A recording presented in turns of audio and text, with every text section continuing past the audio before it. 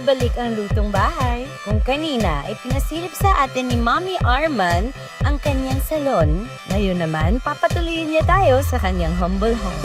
Wow! Welcome! Dito po yung bahay namin. Pasensya na po, hindi po pumaayos ang bahay ko. Ayos lang! Ito yung Ayan, ang kwarto. gulo-gulo Ay, ko. may baby! Oo, Anak, ayan. apo niyo po? Apo ko yan, apo ko. Ayan. Sino po na kasama niyo dito, Mommy Arman? Mga anak ko, di bali 5 ang anak ko, kaya sama-sama kami dito. Doon ako natutulog sa shop. Di bali, ang importante, may natutulugan ng anak ko, may natutulugan. So, mga anak at mga apo niyo po At mga apo ko, oo, dito sa loob ng bahay. Sino pong kasama niyo matulog sa salon? Ako lang. Kayo lang? Oo, kasi kailangan ka para maaga ako nagigising, bukas agad. Yung 5 anak ni Mommy Arman ay totoong biological niyang anak. Oo, totoong anak ko yun. Pero iisang nanay po?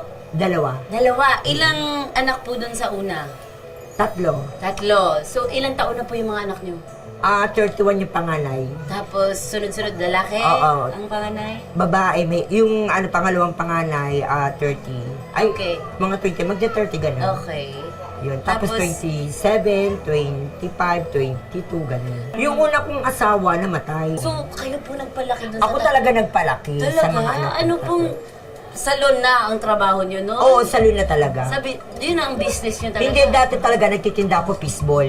Talaga? Oo, fishball. Naglalako ko ng fishball, naglalako ko ng dyaryo, newspaper, naglalako ko dyan bahay-bahay. At naglalako rin ako ng mga turon, banana cube. Minsan sa Quiapo, dumadayo ko dyan para makapaglako, para makaraos kami sa araw-araw. Ang galing. Nanay at tatay pa rin Oo, kayo. ginawa Pareho ko, na oo. talaga. Ginawa ko yung the best ko talaga. Paano niyo naman po nakilala ang pangalawa niyong asawa? Kasi siguro pag mabait ka talaga, mabait, kasi may naging katulong kasi ko, pero hindi ko Okay. siya tinuturing na katulong. Parang Kasambahay, naging kaibigan ko oo. yun, nung parang Okay. nagmamalasakit sa akin, yung parang tinutulungan niya ako hanggang kumbaga siya may gusto sa akin, hanggang dahil, Pero hindi niyo po tinagong... hindi alam na ba din ako, Ilan na po ang apo? 5 na. Ang dami din. Oo, 5 na. Ano po ang recipe isi-share nyo sa ating mga kapitbahay ngayon?